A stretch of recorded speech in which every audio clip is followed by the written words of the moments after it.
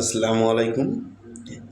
যারা ফুটবল প্রেমী দর্শক মণ্ডলী আছেন তাদের জন্য অ্যাডভান্স একটি খবর ছিল। সেটা ছিল কি, আর্জেন্টিনা বনাম স্পেনের একটি আন্তর্জাতিক ম্যাচটি ওদিকে ইউরোপ চ্যাম্পিয়ন স্পেন, এদিক কোপা আমেরিকা চ্যাম্পিয়ন আর্জেন্টিনার মধ্যকার দুইটা ম্যাচ হওয়ার কথা ছিল।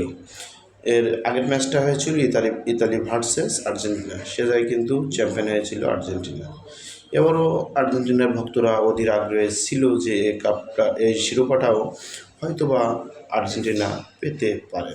কিন্তু যা হোক, সব কিছুর একটা অবসান আছে, এটাও কিন্তু অবসান হয়েছে, এটা মিস্টেক হয়েছে ম্যাচটা। বর্তমান বিশ্বের যে পরিস্থিতির উপরে বিচার বিশ্লেষণ করে এই ম্যাচটি ফুটবল ফেডারেশন সংস্থা ফিফা এই ম্যাচটি কিন্তু বাতিল করছে। যাই হোক, হয়তোবা সবাই নিরাপত্তার স্বার্থে ম্যাচটা বাতিল করছে।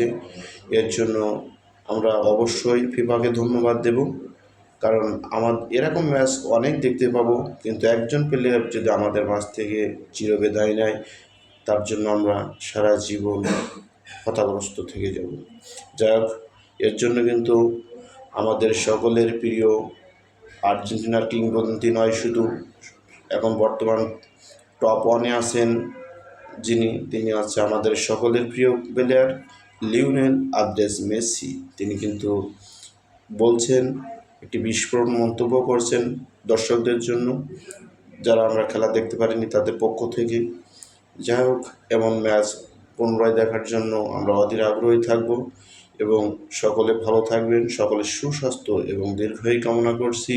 সকলকে অ্যাডভান্স ঈদ মোবারক। আসসালামু আলাইকুম।